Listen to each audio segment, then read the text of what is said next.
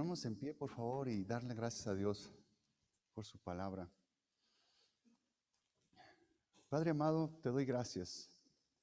Te doy gracias, Señor, por abrir el tiempo, Señor, y que podamos estar aquí presentes, dándote gloria y honra a ti, Jesús. Gracias, Padre, porque dices que tú amas a todo el mundo y has dado a tu Hijo. Gracias. Gracias por revelarnos este precioso regalo que nos has dado y que nosotros lo hayamos aceptado. Gracias, gracias, Padre. Te pedimos, Señor, que el día de hoy hagas descender tu maná, Señor, hagas descender tu palabra. Que seas tú, precioso Jesús, que nos alimente. Precioso Espíritu Santo, que seas tú el que nos redarguya nuestro corazón, que seas tú el que nos hable en esta mañana, que nos compartas de tus maravillas, de tus tesoros, Señor. Bendice tu palabra, Señor, y prepara cada uno de nuestros corazones para recibir tu alimento, recibir tu semilla, y que podamos en esta semana, Señor, no sabemos qué es lo que viene en esta semana. Lo que sí sabemos es que tú vas a estar con nosotros. Gracias, Jesús. Te damos gracias, Señor, porque tú vas a estar con nosotros esta semana. Bendecimos tu nombre, Señor. Te pedimos que nos llenes de tu fuerza, Jesús, que tú hagas germinar esta semilla, que tú hagas crecer, que sea un árbol fuerte, que sea un árbol grande, que dé mucho fruto, que podamos reflejar tu nombre, Señor, en esta semana con la gente que nos rodea, que podamos reflejar tu nombre, Señor, en nuestra familia, Señor, en nuestros trabajos, en nuestras actividades, que seas tú, Señor, el centro de nuestra vida.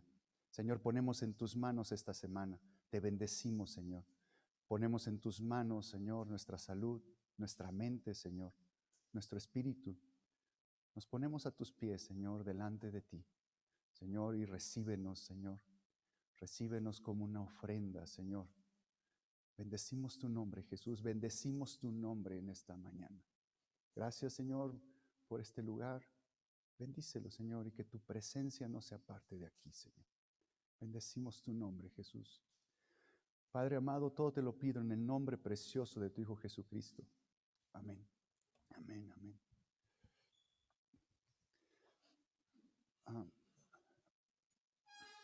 Mike, ¿estos están funcionando? Siento eco.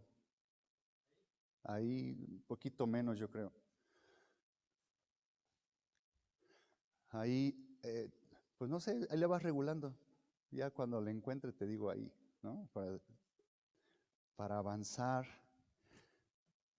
porque les prometí que les iba a hacer la semana, ya ni me acuerdo, creo que hace 3 semanas fue que les platicaba que Pablo nos recomienda que no pongamos los ojos en las cosas de abajo, sino que pongamos los ojos en las cosas de arriba. Y les di la introducción de lo que quería predicarles y me llevé más de 1 hora en la introducción. Solamente quiero recordar, ahí es Colosenses.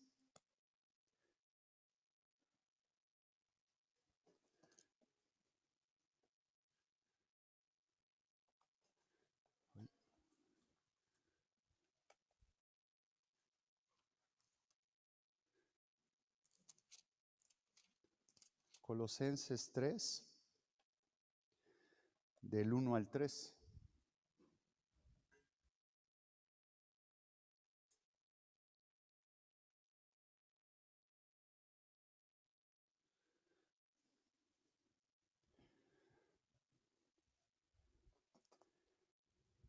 Dice, sí, pues habéis resucitado con Cristo, buscar las cosas de arriba, donde está Cristo sentado a la diestra de Dios.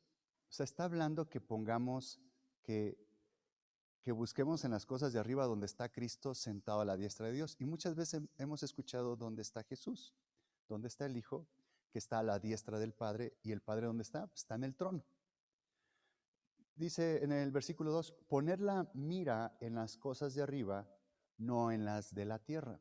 ¿Se acuerdan cuando Pablo habla que él sigue una carrera y que trae su objetivo que no perder el blanco? En este caso es llegar a la meta porque va a haber un galardón especial. Es poner la mirada en Jesús. Y aquí vemos que Jesús está en el trono reinando, que es Rey de Reyes, Señor de Señores. Y vean lo que dice en el 3. Porque habéis muerto y vuestra vida está escondida con Cristo en Dios. Y le decía, pues ¿dónde está su vida, no? Y decías, Monse, está escondida. Entonces hay que buscarla. Hay que buscarla. ¿Por qué no lo vemos de inmediato? ¿Por qué le daba gracias a Dios ahorita de decirle, Señor, tú le diste un regalo a todo el mundo y fue la vida de tu hijo? Gracias porque me abriste los ojos y pude ver ese regalo que me has dado y lo acepté. ¿Por qué? Porque si les ha pasado, muchas veces les compartimos a personas sobre Jesús y no lo aceptan, no lo ven, pero ponemos la semilla ahí en el corazón y después, si oramos por esa persona, después esa persona va a aceptar a Jesús. Pero Jesús decía, nadie llega a mí si el Padre no lo atrajere. ¿Qué quiere decir?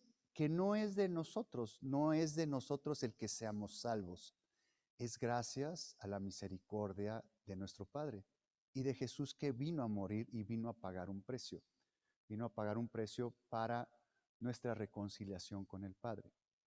Y esa parte muchas veces ya la damos por hecho. Esa parte ya decimos, pues ya soy salvo, ya no importa, o sea, no importa lo que haga, no importa si leo la palabra, no leo la palabra, ya soy salvo. Pero hay mucho más allá, que es lo que hoy quiero compartirles. ¿Por qué Pablo insistía tanto en una carrera, en una meta, que había un premio? Si Pablo ya era salvo. Si Pablo ya era salvo, ¿por qué insistía tanto? Poner la mirada en las cosas de arriba, buscad en las cosas de arriba, donde está Cristo, donde está en el trono. Y después nos complementa Juan, nos complementa esta parte del trono. Decía Jorge, así como está en la tierra, así es como está allá arriba en el cielo. Yo diría, más bien, como es lo real, como está en el cielo, así es aquí en la tierra. Tenemos muchas enseñanzas de cómo es el reino de Dios. Y luego hay otra parte en la palabra de Dios que dice, buscar el reino de Dios y su justicia y todas las cosas serán añadidas. Buscar el reino de Dios y su justicia y todas las cosas serán añadidas. ¿Por qué no dice, se acuerdan que ya les platiqué el evangelio de Cristo y el evangelio del reino de Dios? ¿Se acuerdan que ya les platiqué esa parte? ¿Cuál es la diferencia? Jesús vino a predicar el evangelio del reino de los cielos y todas las parábolas, bueno, no todas, pero en la mayoría de las parábolas decía, el reino de los cielos es como, el reino de los cielos es tal, ¿no? Y los discípulos y los apóstoles decían, predicar el evangelio de Cristo. ¿Cuál es la diferencia? El evangelio de Cristo es para salvación. Es que Jesús vino a morir por nosotros en la cruz, fue y pagó por nuestros pecados para que nosotros tengamos vida eterna. Pero el reino de los cielos es hablar de las cosas de arriba, del trono. Y el día de hoy quiero intentar hacerles un mapa de cómo está el trono. Porque yo les decía, sí, Pablo nos recomienda buscar en las cosas de arriba, ver en las cosas de arriba, pero les decía, ¿cómo es eso? Cuando yo entendí esta parte y cuando vi este mapa y hice este mapa en mi cabeza, no quiere decir que ya lo entendí todo, sino que tengo una pincelada. De lo que vamos a ver hoy es una pincelada de lo tan grande y maravillosa que es la palabra de Dios. Pero a mí este mapa, esta figura que me estoy haciendo de cómo está acomodado el trono y cómo son las cosas ahí arriba, me ha ayudado mucho a seguir esta carrera en la que nos recomienda Pablo, a poner la mirada en las cosas de arriba, a poner en la mirada en donde está escondida mi vida. Jesús recomendaba mucho, dice, escudriñar las escrituras. Cuando dice Jesús escudriñar las escrituras, todavía no había el Nuevo Testamento. ¿A qué escrituras se estaba refiriendo? Al Antiguo Testamento. Y dice, no nada más las lean, porque los judíos o los llamados fariseos, ¿qué se paraban? A leerlo, a recitarlo y a repetir, pero eran pocos los que estudiaban, eran pocos los que venía la revelación. ¿Quién es el que nos revela cuando leemos la palabra? El Espíritu Santo. Y recuerden que en aquel entonces, en el Antiguo Testamento, el Espíritu Santo solamente se venía y se postraba en ciertas personas y después se iba. O por ejemplo, en los reyes llegaba, se postraba el Espíritu de Dios, el Espíritu Santo, y ahí se mantenía, menos en Saúl, que cuando Saúl cometió errores, dice que Dios apartó su espíritu. ¿En quién más se posaba el Espíritu de Dios? En los sacerdotes, ¿no? Menos, ¿cómo se llama el sacerdote cuando llegó Ana? Empieza en primera de Samuel. Elí, el sacerdote Elí. El Espíritu de Dios ya no estaba en Elí, porque dice que ahí no había profecías, no había nada. Dice que Elí, pues tengo que decirlo, pero Elí dice que era muy gordo y que sus hijos abusaban de las ofrendas que llegaban al templo, que agarraban los mejores pedazos para ellos y eran una forma como de vender, no tanto eso, sino como vender bendiciones, ¿no? Sí, no lo quiero decir. Están diciendo aquí cosas, pero no quiero decirlo en público. Y Elí, cuando se acuerdan cuando Samuel, ¿dónde dormía Samuel? En el santuario. Y Elí dormía en sus aposentos. Después, aquí estamos hablando, después vamos a hablar de esos aposentos, cómo estaba el asunto. ¿Por qué Samuel se despertaba? Iba con Elí, le decía, heme aquí, porque le decían, Samuel, Samuel. Y 3 veces fue con Elí. ¿Por qué Elí no identificó que era Dios el que le estaba hablando a Samuel desde el principio? Porque hasta después se dio cuenta, porque no estaba conectado, el espíritu no estaba ahí. Y hubo una profecía ahí con él de que sus hijos iban a morir y que también Elí iba a morir. ¿Se acuerdan cuál fue la actitud de Elí, del sacerdote? Bueno, pues que Dios haga lo que tenga que hacer. Como que no le importó, le dio la oportunidad a Dios de arrepentirse y no buscó en arrepentimiento. Su corazón ya se había, vamos a decir, endurecido, pero habla también sobre la gordura. En la palabra de Dios habla sobre las grosuras y habla sobre ese cúmulo de grasa que hay alrededor. En el sentido malo habla que pierde sensibilidad, ¿no? Por decir que se endurece el corazón. Esa es la parte espiritual de Elí. ¿Y en qué otras personas se postraba el Espíritu de Dios? En los profetas. Eran las 3 personas en las cuales en el Antiguo Testamento venía el Espíritu de Dios, se postraba en los profetas, el profeta hablaba. ¿Se acuerdan cuando Elías y Eliseo decía, estoy lleno del Espíritu de Dios? Y ¡pum!, hablaba. ¿Por qué? Porque era el momento en que se postraba el Espíritu. Para nosotros, donde estamos en la dispensación de la gracia, porque hace tanto sentido cuando, ¿a quién cita Pedro? A Joel, creo. Cuando dice, y derramaré mi espíritu en toda carne, cuando viene Pentecostés, y le hace sentido lo que había dicho el profeta Joel. En toda carne derramaré mi espíritu. ¿Qué quiere decir? Que ahora Jesús habita en nuestros corazones y el Espíritu Santo habita en nosotros. Pero hay algo más todavía, en donde el Espíritu Santo, somos bautizados en el Espíritu Santo y hay señales de eso, audibles y visibles, de que el Espíritu Santo se postra en nosotros y hay muchos dones. Y eso es en todos. Ya no es cuestión de que si es un rey, que si es un sacerdote o que si es un profeta. Hay dones que reparte el Espíritu conforme Él quiere repartirlos. Y dice, Él es el que nos ayuda, porque nosotros no sabemos cómo pedir, sino Él es el que nos ayuda y Él sabe qué pedir que nos conviene. Y nosotros como cristianos debemos de poner los ojos ahí arriba. ¿Para qué? Para que todas, le voy a llamar de esta manera, para que todas estas herramientas que Dios nos pone en esta dispensación, las usemos. Realmente no las usamos. ¿Qué usamos? Si el mundo nos ha dado la tecnología, nos ha dado el internet, pues lo usamos. ¿Ustedes creen que el internet acaba de existir? ¿No creen que el internet ya existía en la época de Jesús? Una vez les hablé sobre esa parte de la bomba atómica, ¿no? De la energía nuclear. O sea, ¿creen que no existía en aquellos tiempos? Claro que existía, simplemente que no fue revelada. En los últimos tiempos, que no sé, alrededor de, ¿qué serán? Unos 100 años, de 100 años para acá, la humanidad ha avanzado tremendamente de llegar al espacio, de tecnología.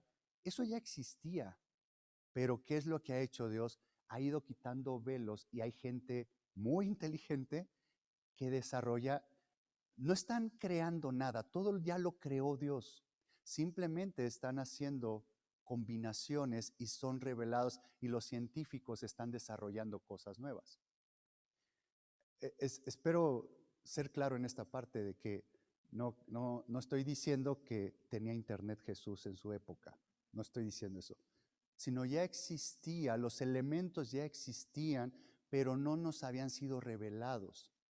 ¿Qué quiere decir? Que lo que nosotros conocemos aquí, lo que tocamos, lo que palma, lo que tenemos interacción, lo que la gente nos dice, lo sentimos tan real que nos afecta en nuestras vidas. El clima, si hace frío, nos afecta.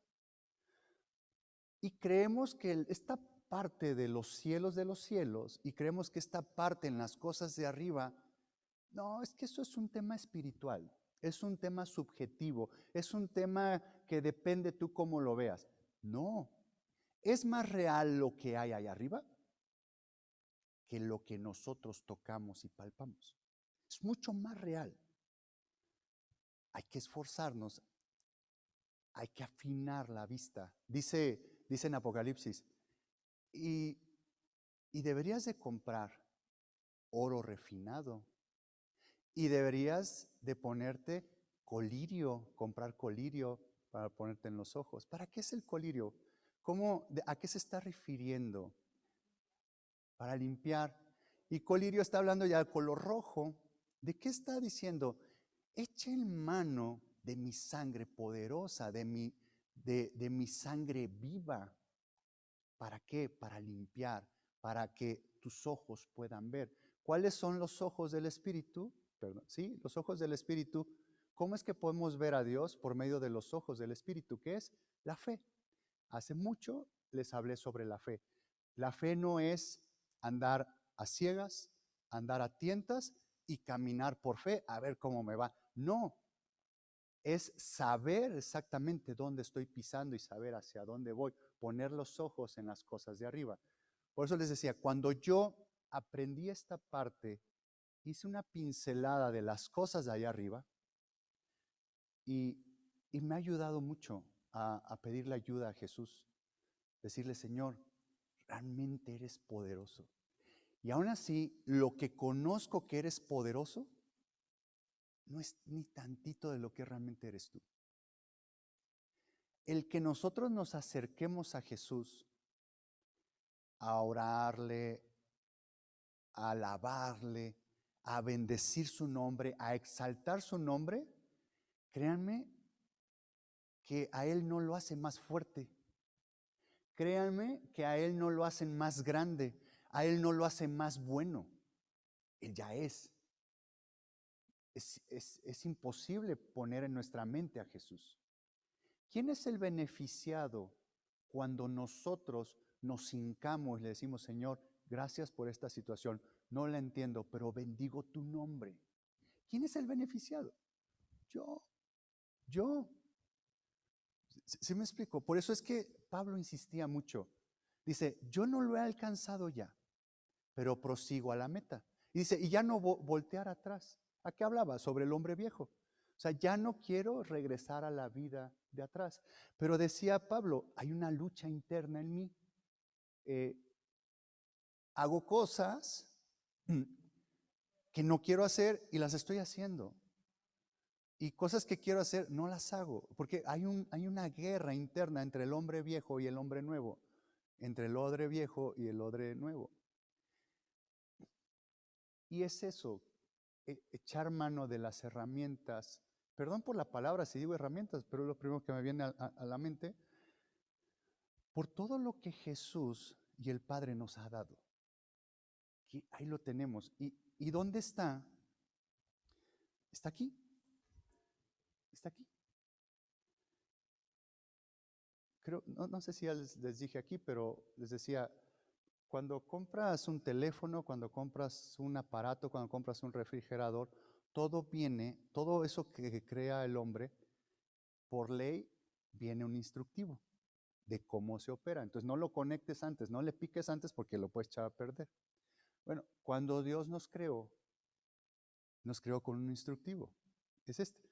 O sea, no le piques, no comas, no hagas, no digas, no agredas antes de no leer esto, porque te puedes echar a perder, te puedes corromper.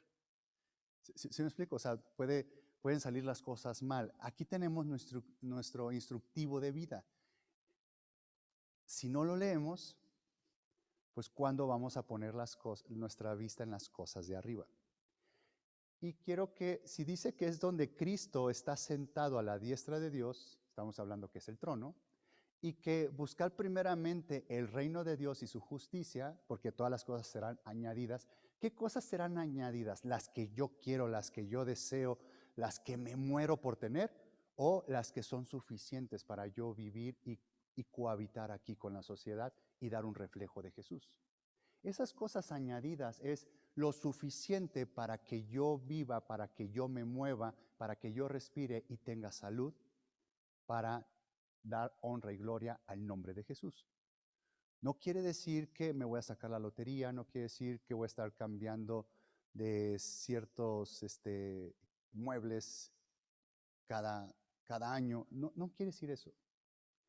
Serán añadidas. Y hablaba, el contexto es que dice, las aves no trabajan y son vestidas, tienen alimento. ¿Qué es lo básico? ¿Qué es lo básico? Depende en qué nivel socioeconómico nos movamos.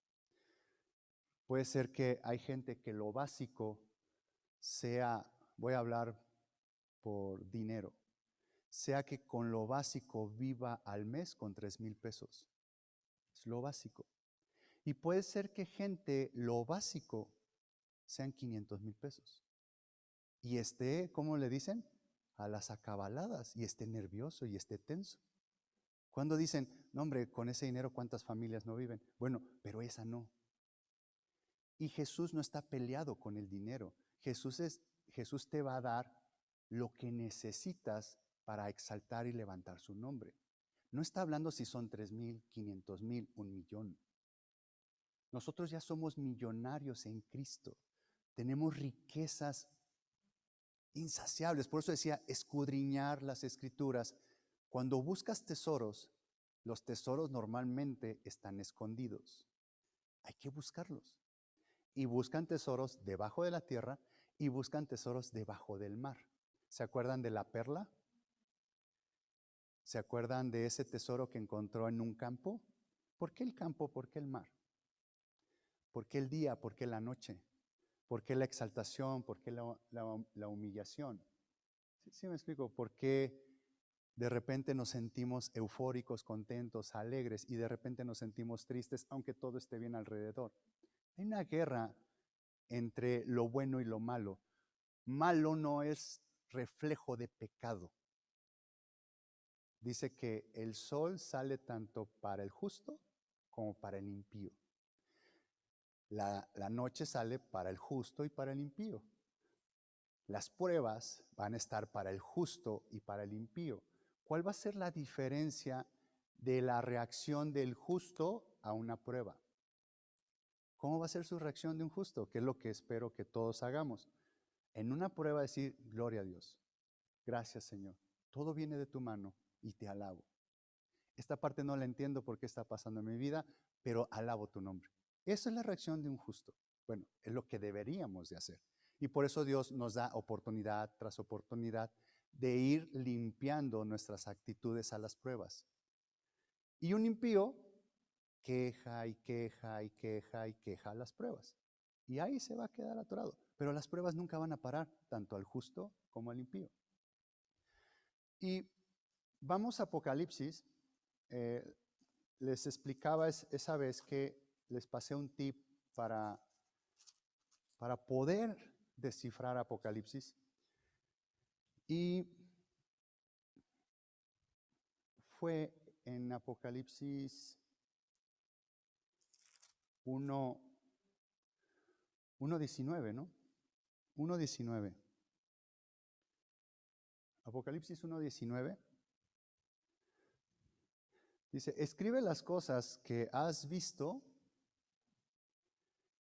y las cosas que son y las cosas que han de ser después de estas. Les decía, las cosas que has visto es cuando ve a Jesús, lo que estaba pasando. Él estaba orando y es llevado en el Espíritu. ¿A dónde es llevado? Hacia arriba, a ver las cosas de arriba. Apocalipsis, cuando decimos la palabra Apocalipsis, dicen, estos tiempos son apocalípticos, ¿no? La gente piensa que es tiempos de caos, tiempo de problemas. La palabra Apocalipsis la tiene relacionada con problemas, con caos. Pero realmente Apocalipsis es revelación. Es que te quitan los velos y se te revela la realidad, la verdad. ¿Quién era el amado de Jesús? ¿Quién era el uno que se recostaba en su pecho? Era Juan. Le dio ese premio, le dio esa revelación de ver las cosas de arriba. Fue llevado arriba. Creo que dice que no sabe si en el espíritu o en el cuerpo. Y también Pablo fue llevado arriba. Dice, conozco a una persona que hace 14 años fue llevado al tercer cielo. No sé si en el cuerpo o en el espíritu, pero fue llevado al tercer cielo, a las cosas de arriba. Moisés, también les puedo dar otro ejemplo. Moisés, ¿a dónde fue llevado? Le dijo, y harás el tabernáculo de reunión conforme te fue mostrado. Y le dice 4 veces en la palabra de Dios, le dice 4 veces Dios, y lo harás conforme te fue mostrado, conforme te fue mostrado. ¿Por qué 4 veces? ¿Cuál es el nombre de Dios? Yud, He, Ba, He. Una vez por cada letra. Su naturaleza completa, ¿no? Y el tabernáculo es un reflejo de nuestro Señor Jesucristo y es un reflejo, el lugar santísimo es un reflejo del trono, donde dice que ahí estaba el propiciatorio y el arca del pacto. Y vemos que en Apocalipsis 4, ahí empieza a ver las cosas que fueron después de esta. Apocalipsis 4 en adelante vemos que es el futuro. Son cosas que todavía no se han cumplido y es parte del futuro. Hay mucha profecía aquí, hay muchas cosas que hay que entenderlas con el Antiguo Testamento, pero hoy nos vamos a concentrar en el trono. Y es Apocalipsis 4:1. Dice, después de esto miré, y he aquí una puerta abierta en el cielo. Y la primera voz que oí, como de trompeta, hablando conmigo, dijo, sube acá y yo te mostraré las cosas que sucederán después de estas. ¿Cuáles después de estas? Ya le había dado el mensaje a las 7 iglesias. Esas 7 iglesias existían en ese momento en la época de Juan. Por eso eran las cosas que son. Y aquí dice, después de estas. Y al instante yo estaba en el Espíritu, aquí lo tenía claro Juan, al instante estaba en el Espíritu. Y aquí un trono establecido en el cielo y en el trono uno sentado. lo que está diciendo Colosenses, cuando Cristo está a la diestra del Padre. Está en el trono, está uno sentado en el trono. Y el aspecto del que estaba sentado era semejante a piedra de jaspe y de cornalina. Como les dije que vamos a ver pinceladas el día de hoy, apunten en sus apuntes, tengan ahí pendiente, ¿por qué piedra de jaspe y por qué cornalina? ¿A qué se está refiriendo? ¿Se acuerdan que de la roca donde salía el agua al pueblo de Israel en el desierto? Dice, todos bebieron del agua espiritual y que salía de la roca, y la roca era Cristo. ¿Quién es nuestro fundamento? Es Jesús. ¿Quién es la salvación de que tenemos salvación para vida eterna? Es Jesús. Pero hay algo más allí, hay algo que debemos de seguir avanzando. Las jornadas de Israel saliendo de Egipto a llegar a la tierra de Canaán es una similitud de nuestras jornadas. Cuando Jesús nos salva y aceptamos a Jesús en nuestro corazón como nuestro Rey y nuestro Salvador, nos libera de Egipto. Egipto representa al mundo y la idea es que no regresemos al mundo. Y vamos a ver ese tema de las piedras. Si alguien tiene curiosidad de las piedras, vaya al Antiguo Testamento y vea de las 12 tribus. Y vea en el sumo sacerdote tenía un pectoral y tenía 12 piedras. Y luego tenía 6 piedras aquí y 6 piedras acá. Y cada piedra representaba una tribu de Israel. El sumo sacerdote tenía sobre de él la responsabilidad de las 12 tribus. Aquí en el pecho llevaba las 12 tribus. Y aquí está hablando de 2 piedras en específico. Chequen a quién pertenecían esas piedras y a qué se refiere. Ahí hay un principio espiritual tremendo. Después, más adelante, cuando empecemos a ver esto, vamos a tocar estos temas de las piedras. Lucifer tenía piedras. Lucifer tenía piedras. ¿Cuántas piedras tenía Lucifer? Aquí estamos hablando de 12 piedras, 12 tribus, el pectoral. Lucifer, ¿se acuerdan cuántas piedras tenía? No, aparece, son 10 porque al final dice oro, pero el oro no se consideran en las piedras. Tenía 9 piedras. ¿Qué quiere decir? Lucifer le faltaban 3 piedras. Decían que era hermoso, era perfecto, era poderoso. Y empieza a describir las piedras que tenía. 9 piedras, faltaban 3. Más adelante les voy a decir esas 3 piedras que le faltaban. ¿Por qué nosotros? Nosotros debemos de ir adquiriendo esas piedras en nuestra naturaleza. Acuérdense, la palabra de Dios, si lo leemos como historia, pues vamos a ser pues muy duchos en historia y muy duchos en versículos, pero no se trata de tener la teoría de la Biblia aquí. Se trata de escudriñar y buscar esos tesoros. La palabra de Dios es viva y siempre nos está hablando hoy para nosotros. No es para el vecino, no es para mi esposa, no es para mis hijas, es para mí. ¿Qué me está diciendo? ¿Qué principio espiritual tiene Dios guardado ahí? ¿Qué gema, qué tesoro tiene para mí hoy? Así es como debemos de debemos nosotros de buscar en la palabra de Dios, buscar esos tesoros. Me quedé en el 3, luego viene el 4. Y alrededor del trono había 24 tronos y vi sentados en los tronos a 24 ancianos. Aquí vamos a empezar. ¿Me das pantalla, por favor, Mariana? Aquí vamos a empezar a hacer nuestra...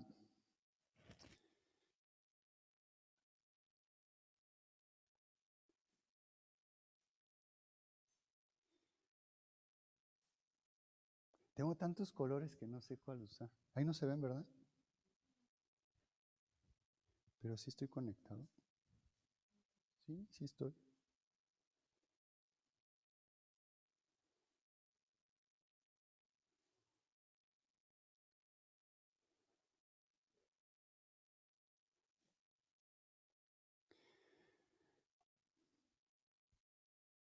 ¿Se acuerdan que pongo una silla y para mí ese es el trono?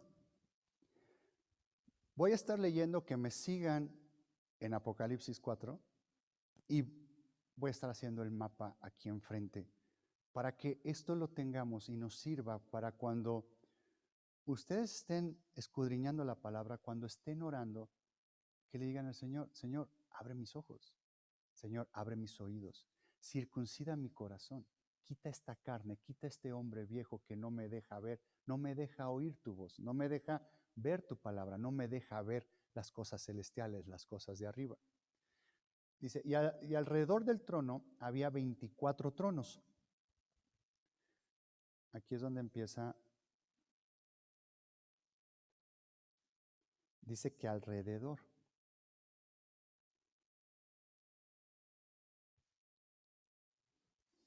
Había 24 tronos.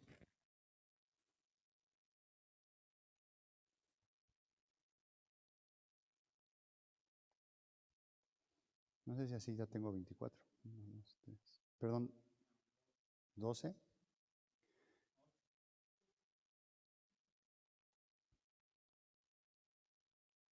¿Cuántos voy ahí?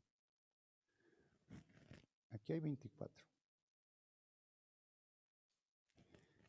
Y luego dice, y vi sentados en los tronos a 24 ancianos.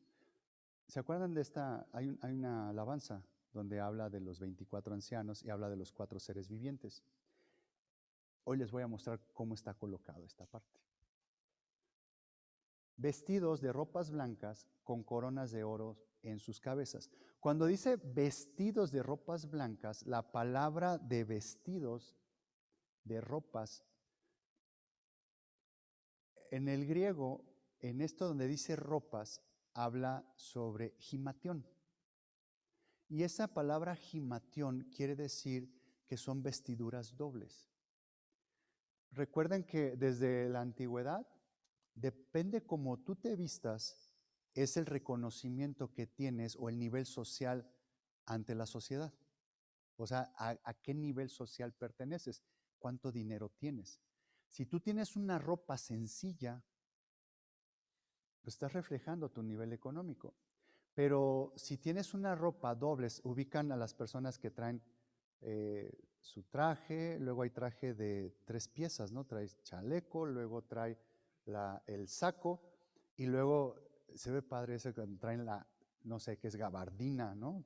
En la época de los 20 cuando traen la gabardina, aparte traen el sombrero y aparte traen unos zapatos de 2 colores y en pura vestimenta, entre más cosas te pongas, es más arriba el nivel socioeconómico. O, por ejemplo, un rey. Un rey no lo vestían sencillo y le llenaban y le llenaban y le llenaban, y como que apenas si podía caminar. A eso se refiere sobre estas vestiduras, de que nosotros dice que seamos revestidos del hombre nuevo.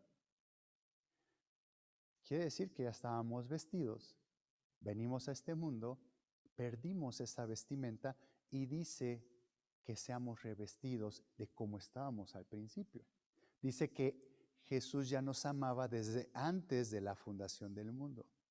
Ya teníamos unas vestiduras y dice que seamos revestidos. Hay que recobrar esas vestiduras. Las vestiduras se reflejan también en la gloria de Dios. ¿Qué es lo que nos viste?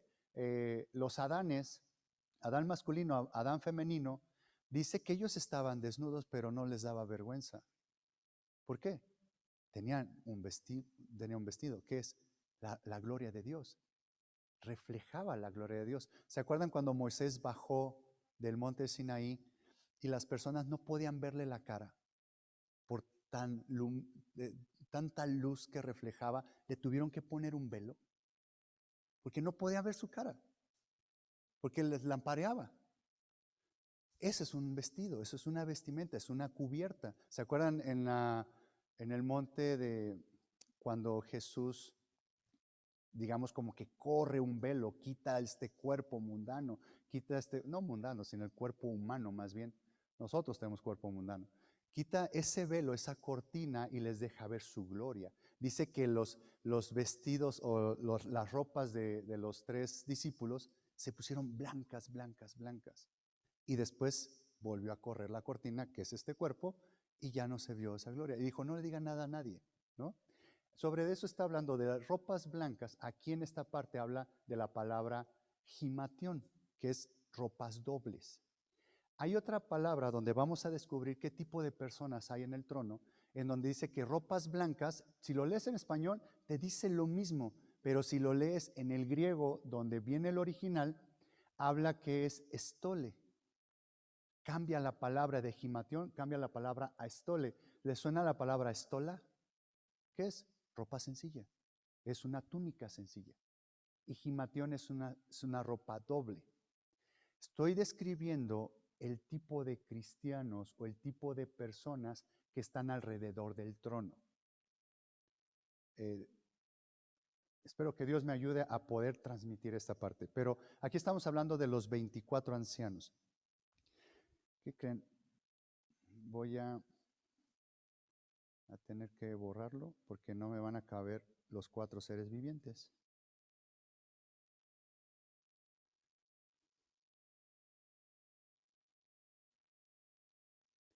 Son 24 ancianos. Y luego dice, y del trono salían relámpagos y truenos y voces, y delante del trono ardían 7 lámparas de fuego, las cuales son los 7 espíritus de Dios. Esta parte de relámpagos y truenos y voces lo vamos a ver después. Primero quiero hacer una pincelada de lo básico, cómo está, y después vamos a regresar más adelante. ¿Qué eran estos relámpagos y truenos? ¿Cuál es el principio del relámpago? ¿Cuál es el principio del trueno? ¿Cómo es que Dios habla y cómo es que se expresa en la naturaleza? ¿Por qué tenemos relámpagos, truenos? ¿Por qué voz de trompeta? ¿Por qué esas voces que salían del trono? ¿Cuáles son? Y estoy en el versículo 6. Y delante del trono había como un mar de vidrio semejante al cristal, y junto al trono y alrededor del trono 4 seres vivientes llenos de ojos delante y detrás. Cuando dice que estos 4 seres vivientes, dice que están junto al trono y alrededor del trono. Quiere decir que está entre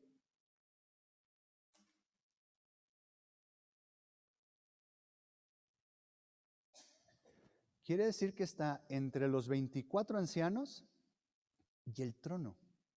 Porque está diciendo, y había 24 tronos y 24 ancianos sentados. Y luego aquí en el 6 dice, y junto al trono, es al ladito del trono, y alrededor del trono 4 seres vivientes. Aquí pongo a un ser viviente, al segundo, tercero y cuarto ser viviente.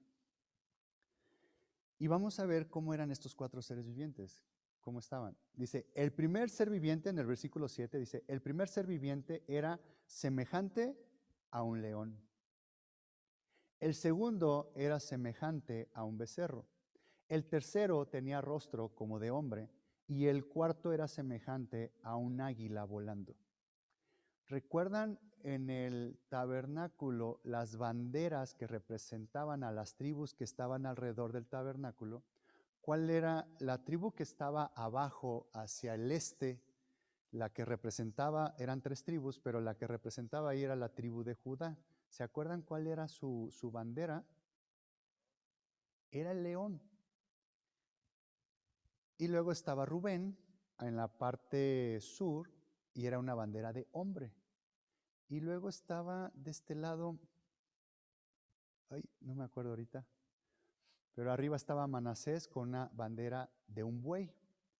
Y de este lado, pues mira, aquí lo veo, para que, miren, Dan, era la tribu de Dan. ¿Me vas pantalla, por favor? Miren, no venía preparado. El tabernáculo estaba en medio y las tribus estaban alrededor. Y las tribus, ¿se acuerdan que les he dicho? El tabernáculo tenía 7 muebles y esos 7 muebles estaban colocados en forma de cruz. El mensaje ya estaba desde el principio. Nuestro mensaje es el camino de la cruz, es este camino crucificado. ¿De qué es? De que nuestra carne debemos de llevarla al altar, debemos de seguir al Cordero por donde quiera que va. ¿A dónde fue Jesús cuando vino aquí en la tierra? Vino a servir, vino a ser obediente al Padre y a morir voluntariamente en la cruz. Muchas veces Dios nos pone oportunidades para que muramos, para que pongamos nuestra carne en la cruz, que muera nuestro hombre viejo, pero a veces lo agarramos y no queremos. A veces lo hacemos porque no nos queda de otra. Pero ¿cuál es el principio espiritual aquí? Que voluntariamente nosotros vayamos a la cruz, le digamos, Señor, te entrego esto. Ya identifiqué que mi envidia me hace daño. Soy súper envidioso. O sea, no soporto ver a alguien más con unos tenis nuevos. ¿No? Me duele el estómago que Dianita esté estrenando. Soy súper envidioso. Ya lo identifiqué y no es vida para mí. Voluntariamente vengo a la cruz y lo pongo. Señor, quítame esto, por favor. Ayúdame. Quítame esta carne. Circuncida mi corazón. ¿Qué es quitar carne, cortar carne? ¿El león qué hace? ¿Qué le gusta comer? ¿Por qué el león de Judá? Porque come nuestra carne. Porque cuando nosotros vamos al altar y lo mostramos, viene el poder del león y come la carne.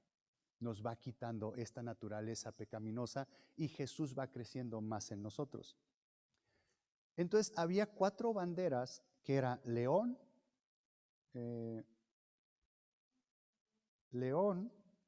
hombre, águila y buey, en forma de cruz. Entonces me regreso a los seres vivientes. Dice, el primer ser viviente era semejante a un león.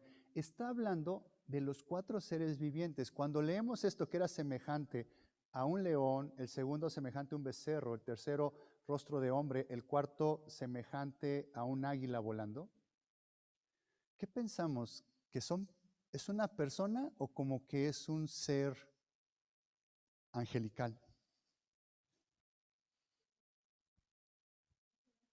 Un ser angelical. Dice que eran serafines porque dice que tenían 6 alas. Lo vamos a leer más adelante. En el 8, ¿por qué son serafines? Dice, y los 4 seres vivientes tenían cada uno 6 alas.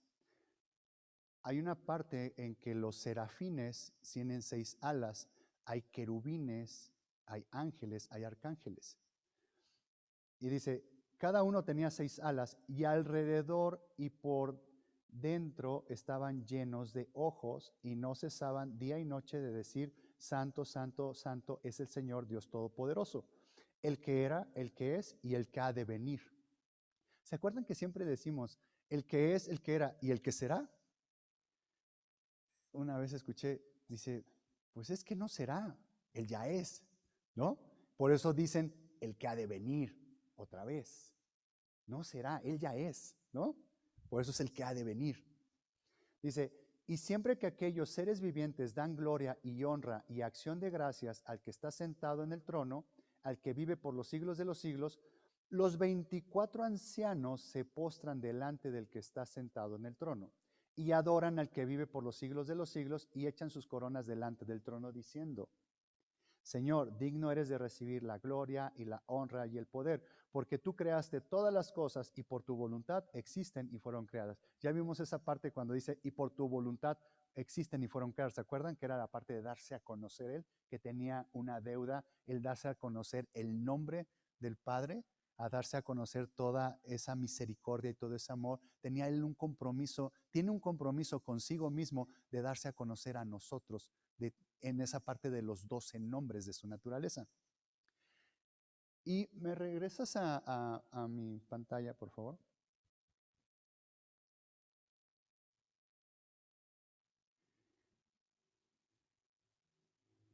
Dice que en el 9, lo pueden ver en su Biblia, dice, y siempre que aquellos seres vivientes dan gloria y honra y acción de gracias al que está sentado en el trono, al que vive por los siglos de los siglos, los 24 ancianos se postran delante del que está sentado. ¿Qué quiere decir?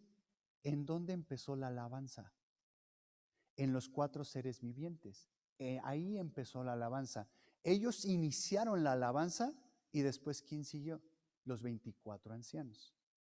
Es por eso que están entre están entre los 24 ancianos y el trono, están los 4 seres vivientes. Ellos son los que iniciaban la alabanza, pero, ¿qué creen? Me salté Apocalipsis 4:3, porque me quedé en la piedra de jaspe y cornalina.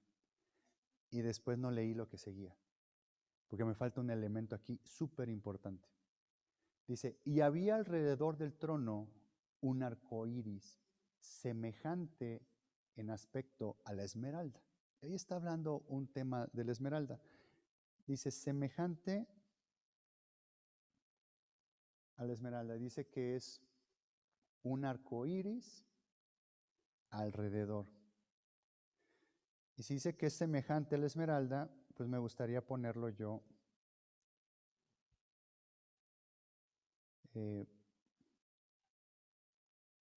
ponerlo verde.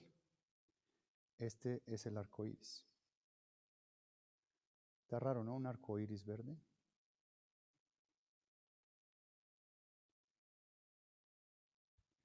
Dice que entre el trono y los 4 seres vivientes y los 24 ancianos había un arco iris, como esmeralda.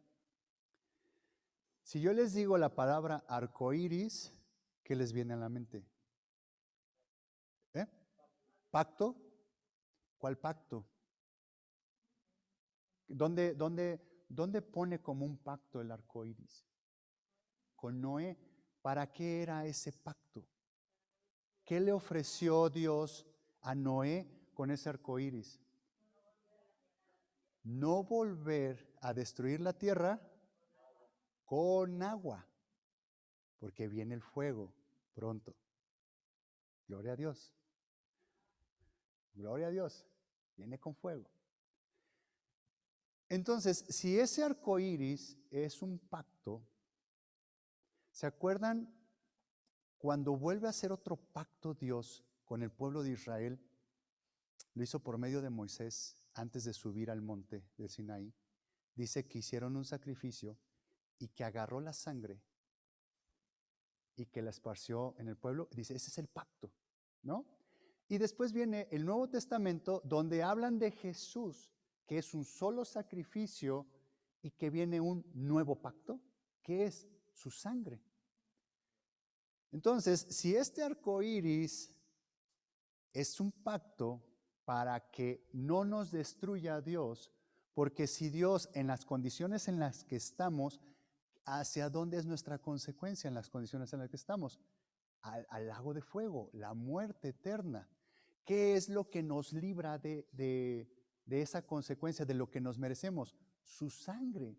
Cuando el Padre ve la sangre del Hijo en nosotros, dice, y mejor habla la sangre del Hijo que la de Abel. ¿Por qué? Porque tenemos un abogado con el Padre. Alguien que está intercediendo todo el tiempo. ¿Por medio de qué? Por medio de la sangre. ¿Qué es lo que cuando nosotros clamamos la sangre de Jesús, somos cubiertos con su sangre, somos lavados? ¿Qué es lo que ve el Padre en nosotros? Ve la sangre, ve el amor del Hijo, ve lo que Él dijo, de tal manera yo amé a todo el mundo que mandé a mi Hijo. Ah, mira, este sí trae el sello de la sangre, Él sí aceptó a mi Hijo como su Salvador, con Él no tengo problema. ¿Se dan cuenta? Con Él no tengo problema. Pero si volteo a la izquierda y veo que no hay el sello, no hay la sangre, la consecuencia es la ira, de los vasos de ira de Dios. Y Él es justo, es un juez justo. ¿Sí me explicó? Entonces, este arco iris que era la sangre, y dice que los 4 seres vivientes estaban al lado del trono, alrededor del trono, y ellos iniciaban alabanza, y dice que de día y de noche le alababan. Me estoy adelantando a lo que vamos a leer. Cuando ellos iniciaban la alabanza, y dice que los 4 seres vivientes para iniciar la alabanza entran y salen del trono y hacen ese enlace. ¿Se acuerdan de lo que les decía la palabra levita? ¿Qué quiere decir? La palabra levita quiere decir unión. ¿Quiénes iniciaban la alabanza? ¿Quiénes son los que inician la alabanza aquí antes de la prédica? ¿Quién hace ese contacto? ¿Quién hace ese vínculo, esa unión con el Padre? Él tenía una función muy específica, los levitas. Nadie podía hacer otra cosa porque si no moría cuando estaban en las jornadas de Israel. Tenía una función. ¿Cuál es esa parte de encontrar unión? Encontrar esa unión. Los levitas hacen que nos unamos en un solo espíritu para alabar al Padre. Es lo que hacía la función de los 4 seres vivientes. Y creo que ya una vez les enseñé una parte de esto de cuando en el tabernáculo de David, cómo empieza a generar la alabanza. Había 4 líderes de alabanza, ¿se acuerdan? Entre unos estaba Asaf. Entre esos 4 líderes había uno más arriba. Estamos hablando del nivel de los 4 seres vivientes. Para que ellos pudieran pasar al trono, tenían este arco iris, que es la sangre.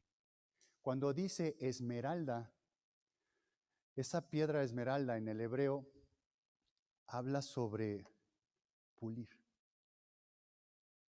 Para que nosotros, cuando somos limpiados y lavados por la sangre de Jesús, tiene que haber algo antes y tiene que haber humildad en nuestro corazón.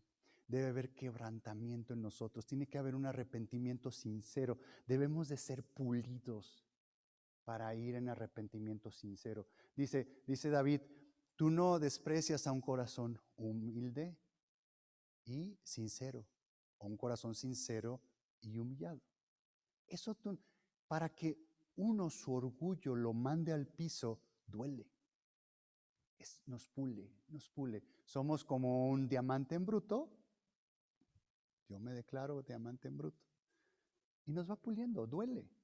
Entonces, al principio, cuando queremos acercarnos a Jesús y ya sabemos que cometimos un error, ya sabemos que pecamos, ¿cuál es nuestra función como cristianos? ¿El ya no pecar? Pues ya no seríamos cristianos, ya seríamos arrebatados. ¿Se acuerdan de Enoc? Dice, y caminó Enoc con Dios y fue llevado a su presencia. ¿Se acuerdan de Elías? Él no murió, fue arrebatado. Ya había llegado a la estatura del varón perfecto, ya había llegado a esa meta, a esa parte donde habla Pablo. Nosotros todavía hay muchas cosas en nuestro corazón que nuestra función no quiere decir que no sea, que ya no vamos a pecar, no, sí, hoy vamos a pecar, mañana vamos a pecar, pero dice, el justo 7 veces cae y 7 veces será levantado. ¿A qué se está refiriendo? El justo va a ir a los pies de Jesús y va a pedir perdón, decir, Señor, perdóname, aunque ya lo sé, otra vez tuve este error, otra vez contesté mal, otra vez hice este gesto, otra vez hice lo que ustedes me digan. No les estoy diciendo que pequen a libre, o sea, que pequen de todo, no, y que después se arrepientan. No, no es eso. A lo que me estoy refiriendo es que es en la misericordia de Dios, en su misericordia, tenemos que echar mano de la sangre de Jesús. Dice, al que más se le perdona, más ama. Entre más vamos y sacamos nuestras cosas de nuestro corazón, entre más saquemos, más le damos nuestros pecados, más nos llenamos de Jesús. No amo con mi amor mundano.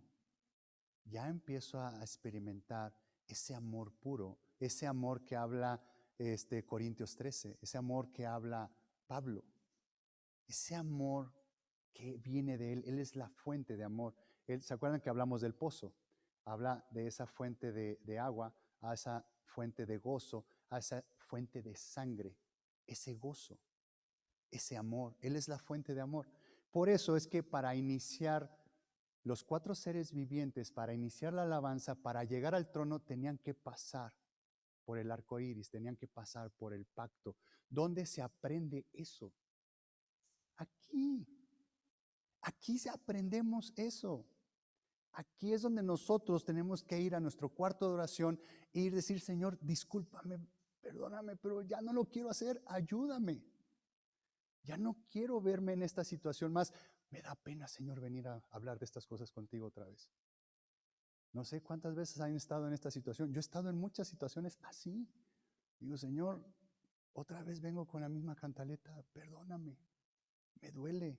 O a veces le he llegado a decir, Señor, hice algo que está mal, que sé que no te gusta, pero ¿qué crees? No me siento mal. Ya me preocupó. ¿Sí me explico?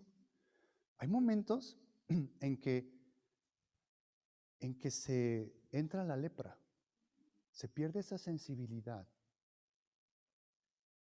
se cauteriza esta moral. Y como todo el mundo lo hace, creemos que nosotros también lo debemos de hacer y que no está mal. Ahí hay que preocuparnos. Y entonces yo le he dicho, Señor, circuncida mi corazón. Dame un corazón conforme a ti, dame un corazón obediente. Espíritu Santo, redargúyeme, porque sé por teoría que esto está mal. Ayúdame a sentir que me duela y entregártelo voluntariamente. Y entonces así es una relación con Jesús. No quiere decir que nunca más vamos a pecar, no es eso. Es que tenemos que echar mano de la sangre, que tenemos que ir a iniciar la alabanza, ir al trono, pero antes de llegar a la presencia de Dios, antes de llegar a la presencia del Padre, necesitamos ser recubiertos con la sangre. Porque si nosotros llegamos a la presencia del Padre sin estar recubiertos de la sangre, morimos. ¿Y cuál es una forma de morir? Morimos espiritualmente. El corazón se endurece. ¿Se acuerdan de Faraón? Le decía Jehová, le decía a Moisés, ve y dile a Faraón tal cosa que deje a mi pueblo. Pero yo voy a endurecer su corazón. Entonces uno dice, o voy o no voy, ¿no? Él se encarga de todo. Es decirle, Señor, pon en mí el querer y el hacer. Por eso es que la vida está escondida en Jesús, está escondida en el trono. ¿Dónde está escondida? ¿Quién es Jesús? Es el verbo, es la palabra. Tenemos que ir a descubrir dónde está nuestra vida. Señor, ya entendí que esta parte está mal. Ayúdame, arráncala, quítala de mí. Y vemos que ese es el arco iris. Vemos que inicia la alabanza a los 4 seres vivientes y los 24 ancianos empiezan a alabar a Dios. Y la forma de hablar de ellos, dicen en el 4:10, los 24 ancianos se postran delante del que está sentado en el trono y adoran al que vive por los siglos de los siglos y echan sus coronas delante del trono diciendo, Señor, digno eres de recibir la gloria y la honra y el poder, porque tú creaste todas las cosas y por tu voluntad existen y fueron creadas. ¿Qué quiere decir? Que se quitaron esas coronas y le dijeron, Señor, ¿qué crees? Ya entendí que esto no es gracias a mí. O sea, si uno va adquiriendo coronas aquí en esta tierra, va adquiriendo coronas de oro, les puedo mostrar, creo que ya les prediqué sobre 7 tipos de coronas que hay aquí en esta tierra. Y habla sobre la gloria, y ya tiene que ver por medio de acciones, ya no es por gracia, ya no es un regalo. El regalo es la salvación, tener vida eterna, pero cuando uno se va esforzando y va dando frutos, uno va adquiriendo coronas. Pero hay una parte en nosotros que decimos, sí, pues claro, pues es la consecuencia, pues yo soy muy bueno, yo predico los domingos, yo leo mi Biblia, pues claro que debo tener esta corona. Y hay veces que nos perdemos en ese orgullo espiritual. Aquí ellos entendieron, Señor, esto ya entendí que no es mío. Tú estuviste detrás de todo eso. Tú fuiste el que pusiste en mí esa fuerza para decir no en esa situación. Tú pusiste en mí esa fuerza o tú pusiste ese cierre en mi boca que me quedé callado. No era yo. Era gracias a ti, es gracias a la fuente de tu amor, es gracias a la fuente de tu misericordia que ya entendí que esto que tengo, estas ropas que tengo, es gracias a ti. Las consecuencias de buscar primeramente el reino de Dios y su justicia y todo es por añadidura, es gracias a ti, no es gracias a mí. Y entonces empieza un lenguaje diferente en nuestras oraciones. Pero eso es aquí en la tierra. Esto es en el momento en que venimos aquí a esta tierra. Sí vamos a poner punto y coma al tema porque estoy viendo el tiempo. Pero les decía, estas personas eran serafines porque tenían 6 alas. Y dice que tenían ojos, ¿dónde? Sí, por todos lados, que sí, adelante, atrás y ¿dónde más? Dentro. Tenían ojos dentro. ¿Y qué decían? Santo, santo, santo. Los ojos de atrás, que vamos a ver que estas personas no habla que son 4 ni son 24, son son números espirituales que reflejan ciertas cosas, ¿no? No me voy a meter en la numerología ahorita, pero son personas. Primero voy a decirles por qué son personas. Más adelante en el 5:9, está hablando de estas personas. Y cantaban un nuevo cántico diciendo: digno eres de tomar el libro y de abrir sus sellos, porque tú fuiste inmolado y con tu sangre nos has redimido para Dios de todo linaje y lengua y pueblo y nación. ¿Qué eran estos 4 seres vivientes y qué eran estos 24 ancianos? Eran personas. Porque dice: con tu sangre nos has redimido para Dios. Jesús tomó un cuerpo humano para redimir ¿a quién? Al humano. Jesús no tomó un cuerpo angelical para redimir a los ángeles. Por eso es que los ángeles caídos ya no tienen solución. Pero nosotros, en la situación en la que nos encontramos de pecado, sí tenemos solución gracias a su sangre. Entonces, estas personas, estos 4 seres vivientes, estos 24 ancianos, son personas que llegaron a un nivel de experiencia con Jesús en donde la forma de expresarse era esa. Y cuando dice que eran santo, santo, santo, y que tenían ojos adelante, ojos atrás, ojos adentro, ¿a qué tiene que ver con los ojos? Nuestra vista. Si yo pongo ojos atrás, ¿qué voy a ver? Voy a ver mi pasado. Y voy a decir: Señor, eres santo, porque lo que yo he vivido y estoy aquí parado es gracias a ti. Por eso eres santo. Y gracias por esos problemas y gracias por todo lo que he pasado, porque en todo lo que yo he vivido tú has estado ahí conmigo y me has levantado. Y si el día de hoy estoy aquí, es gracias a ti. Por eso eres santo. Te doy gracias por todo lo que ha pasado en mi vida y por todo lo que has permitido que yo viva, bueno o malo. Te doy gloria a tu nombre, Señor. Es una forma de esos ojos hacia atrás. Eres santo, los ojos adelante. Señor, yo sé que adelante no viene un camino de rosas. Yo sé que adelante, Señor, vienen muchas pruebas porque hay que limar todavía esta piedra en bruto. Señor, pero por adelante yo te digo que eres santo, porque sé que tú vas a ir conmigo en el camino, sé que tú vas a cumplir la obra. Aquel que empezó la buena obra la va a perfeccionar. Señor, eres santo, Señor, por lo que viene adelante. Y los ojos de adentro, Señor, ya me vi al espejo, ya me vi en tu palabra, ya me has mostrado las condiciones que se encuentran en mi corazón, ya me has mostrado mis tinieblas, mi odio, mi muerte, lo que hay aquí. Señor, eres santo. Te doy gracias por las circunstancias en las que estoy. Te entrego mi vida. Te agradezco por cómo me encuentro ahorita. Si quieren pasarlo un poco a lo material, a lo que palpamos y tocamos, Señor, te doy gracias por mi trabajo. Señor, te doy gracias por un techo que tengo donde dormir. Señor, te doy gracias por mi esposa, por mi familia. Señor, te doy gracias por este momento, te doy gracias por esta congregación. Señor, te doy gracias porque ahorita estoy alabando tu nombre, Señor. Esos son los ojos del medio. A eso aprendieron ellos. Es la forma de expresarse de estas personas, para poder expresarte así con Jesús, es porque has cruzado mucho ese arco iris. Es porque has ido mucho a sus pies a clamar su sangre. Es porque has tenido muchas experiencias en ser limpiado, en ser lavado. Sabes de lo que se trata el ser perdonado.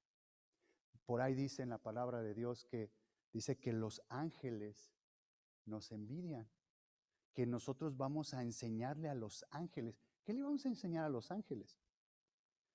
Si ellos ven otras cosas que nosotros no vemos, ¿saben qué? Ellos no saben este sentimiento de ser perdonado. No saben de este sentimiento de que no te den lo que mereces, que es la muerte eterna. No saben de este sentimiento que te den lo que no mereces, la vida eterna. Que haya dado Jesús su vida, que voluntariamente haya dejado su trono, agarrado un cuerpo humano. Eso es humildad. Y haya venido a esta tierra. Estamos pisando esta tierra donde vino el Hijo de Dios a entregarse voluntariamente por nuestra sangre, por nuestra vida. Entregó su sangre por nuestra vida para el perdón de nuestros pecados. Eso, los ángeles no saben qué se siente. Ellos alaban, ellos gritan gloria a Dios. Ellos saben, ellos viven en un ambiente de decir, Señor, tú eres el creador, tú eres el todopoderoso. Sí, lo sabemos.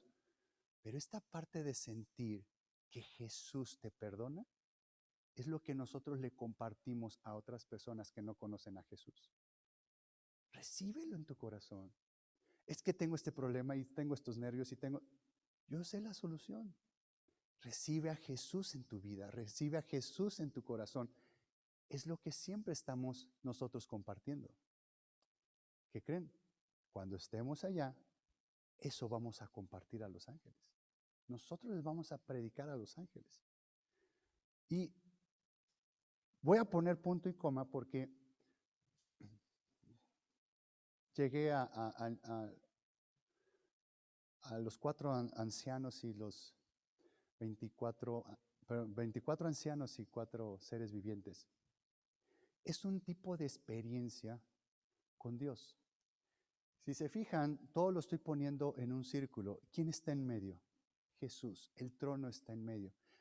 Nosotros somos cristocéntricos. Jesús está en medio de nosotros. Cuando dice, cuando 2 o 3 o más están reunidos en mi nombre, no dice yo estoy con ellos. Dice, yo estoy en medio de ellos. Él es la persona más importante de todo lo que nosotros creemos que son importantes las cosas. Él es nuestra cabeza, Él es lo más importante, Él es nuestro Rey, nuestro Salvador, nuestro amo. Eso es lo que a esa parte se está refiriendo, que el trono está en medio. Todo a donde miremos, siempre debemos de mirar al medio. Y esta experiencia es ponerla aquí. Y me gustaría que el día de hoy, ¿me pones música de fondo? Porque vamos a entrar en oración, a decirle, Señor, estamos recibiendo una pincelada de lo que es tu trono. Pero Señor, yo quiero de eso. Señor, yo quiero expresarme ante ti como esos 4 seres vivientes, como esos 24 ancianos. Señor, quita toda esta carne, quita todo esto que hay en mí. Señor, ven y lávame con tu sangre. Señor, quiero estar a cuentas el día de hoy contigo. Porque las experiencias son aquí en la tierra. Cuando ya llegamos allá arriba, ya entregamos, digamos, dejamos los tenis aquí. Allá arriba ya vamos a hacer en la parte que nos corresponde, a donde llegamos en nuestras vestiduras que llegamos a obtener aquí. Hasta ahí llegamos. Es decirle, Señor, llévame al trono. Señor, quiero llegar a la meta, a ese galardón. Quiero terminar la carrera. Señor, fija mi vista en ti. ¿Les parece? Nos ponemos en pie, por favor.